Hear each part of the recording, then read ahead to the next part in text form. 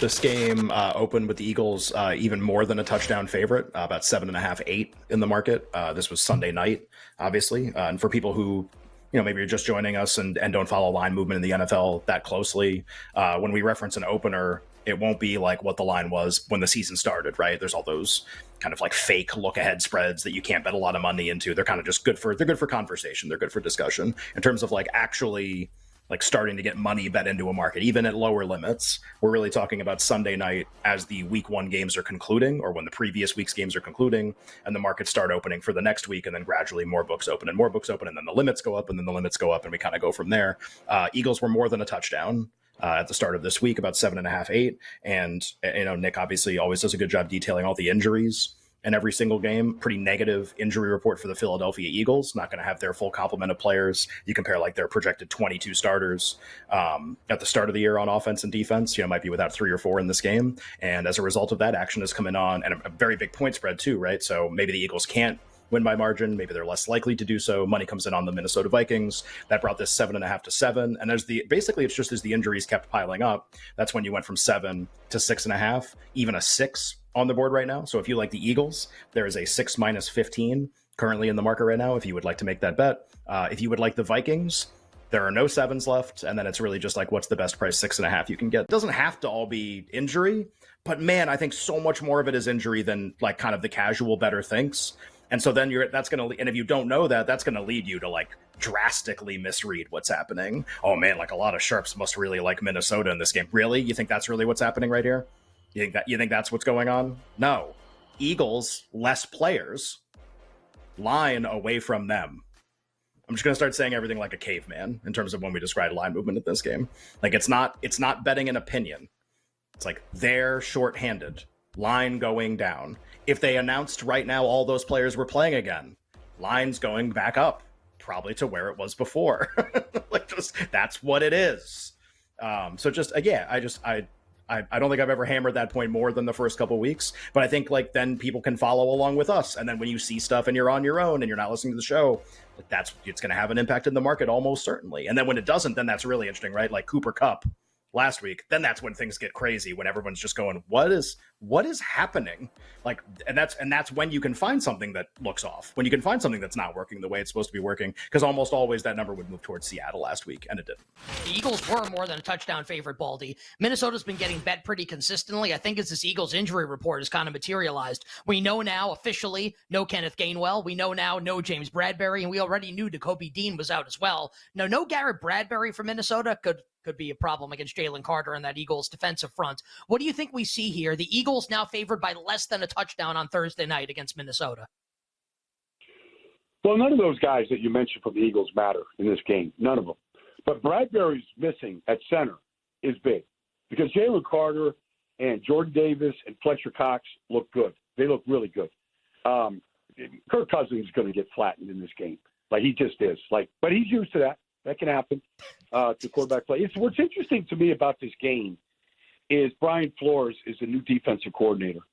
And, what he did to Tampa, I just didn't think he would do. Like, he went 0 blitzes all day. But usually you do that on third down. That's what we did in Miami 2 years ago when they made a big comeback after, being 1-7 to start, and they got back in it by basically 0 blitzing teams, and teams couldn't handle it.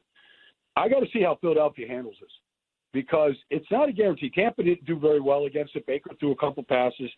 But basically, that's what the Eagles have to handle. They didn't handle New England's defense and what they did last week well at all. They couldn't get a deep shot down the field once the whole day. They didn't run the ball well against the Patriots. So I kind of want to see what they do on that side of the ball. And then, Minnesota's defense, that's what they rely on right now. They've got to create pressure or the illusion of pressure, because they're just not very good across the board right now. And so that's what Brian Flores is doing. And we'll see how the Eagles handle it. But like the Vikings have come to Philadelphia now ever since that NFC Championship game in 2017, and they just get wiped up. And Kirk Cousins just struggles. And I don't think it's going to be any different. Will, coming up on Sunday Night Football, the Dolphins now out to 3-point road favorites at the Patriots, total about 46.5. What are your thoughts? I like the Pats here, man. I think Miami is really good. and Tyreek Hill and Jalen Waddle are a problem. Tua is an excellent quarterback when he is healthy, and as long as he stays upright and on the field, I think the Dolphins will have a very good season, particularly now that the Jets don't profile as a challenger in that division. But I was really, really impressed by what I saw from the New England defense on Sunday in Week 1. I mean, the Eagles won the game, 25-16 or 25-20, whatever it was. 25-20. 25-20. But 14 of their points came via, one, a pick six that Darius Slay had, where Mac Jones threw the ball a little high. Kendrick Bourne, basically like pops it up like he's like setting a volleyball, and then Darius Slay houses it, and then the second one, a Zeke Elliott fumble where the Eagles needed to go 21 yards to score a touchdown. And I'm not saying you can just take those away, but I think it's reasonable to say, all right, let's remove those from the equation when discussing this Patriots offense against Patriots defense against what is a very good and very dangerous and very diverse Eagles offense. And they basically gave up like 11 points. So I was already kind of bullish on the Pats to begin with. Very bullish on how this defense will look. I know that Tyreek Hill and Jalen Waddle present a very unique challenge in that sense. But the Pats, they lost to him in Week 1, lost to the Dolphins in Week 1 down in South Florida last year.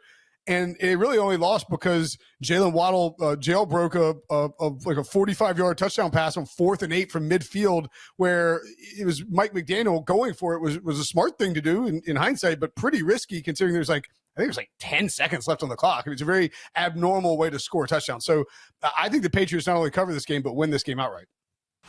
The NL Cy Young is all we have left. And I was very eagerly awaiting the MLB.com next poll that would come out because the margins are very, very close. And there are things that I think voters are going to value. But until the poll actually comes out, you don't know whether those like manifested themselves in the actual voting. Like, was I right? Did voters value the things that I thought they were going to value? Sometimes they don't. And WNBA MVP, for example, looks like Alyssa Thomas is going to win. I don't think anybody saw it coming, and they're going to have a crazy, crazy MVP winner. I think. We'll see. But in this one, I will say that kind of what I thought would happen continues happening, which is that I just think voters don't want to vote for Blake Snell to win this. And he's been a huge favorite in the betting market for several weeks. We've come on the show a dozen times in the last 2 months and said, look, it doesn't really matter who I think should win, but typically voters really don't like some of the stuff that Blake Snell has on his statistical resume. And they really don't like voting for stuff like that. And yet, despite that, people bet him and bet him and bet him and bet him and bet him. And he has never been winning one of these polls ever. He's been in second a couple times. He is in second in this one. I think it honestly just speaks to the undesirability of some of the things on his resume, most notably his really high whip, which also includes his incredibly, insanely high walk rate, and the fact that he goes deep in basically none of the games that he ever pitches in, with 2 exceptions the entire season. So I've always thought he was a really undesirable candidate who maybe could win, but why would you ever bet it? And this latest poll, it was just a question of who were voters going to put ahead of him? How close is this right now? The poll is very clear, I think, about 2 things. One, there's a very small margin between 3 candidates right now. And there's 2 weeks left in the season. Justin Steele, who won the poll, got the most first place votes, got the most overall points. He got 14 first place votes. Snell got 10.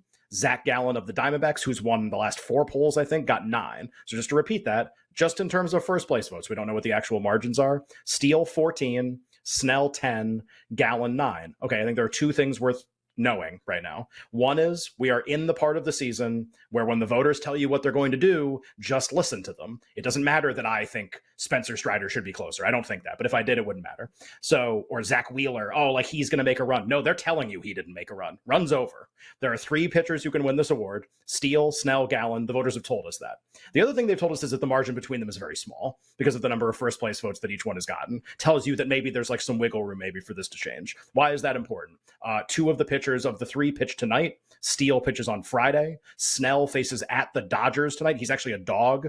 He's the Cy Young favorite in the betting market and an underdog. Now they're playing the Dodgers, who are really good. That's why. So he will pitch tonight, and Gallen will pitch tonight. If you want to try to live bet those starts, Snell's start is probably the most important start of the Cy Young betting market the entire season. Steele pitches on Friday at Arizona. That's a very important start. How would I bet it?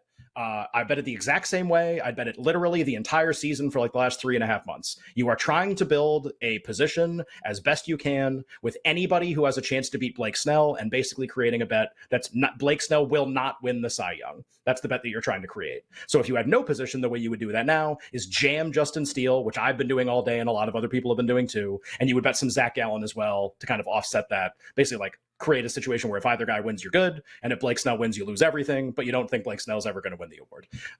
You can continue doing that, but just do it knowing that 2 of them pitch tonight, and the market will turn pretty dramatically probably on how those performances go. If Snell shuts down the Dodgers, it's going to look pretty bad, and he probably moves back closer to the others. If he gives an average start or he gives up like 3 earned runs, I honestly think he's like close to dead, and one of the other 2 are going to win. I just think there's like sort of a not hidden, but like really, really undesirable quality to his resume that will prevent him from getting not any votes, but a majority of votes. So I like betting Steele and Gallen. And if you want to sweat the starts tonight and do it after or before, whatever, not Blake Snell.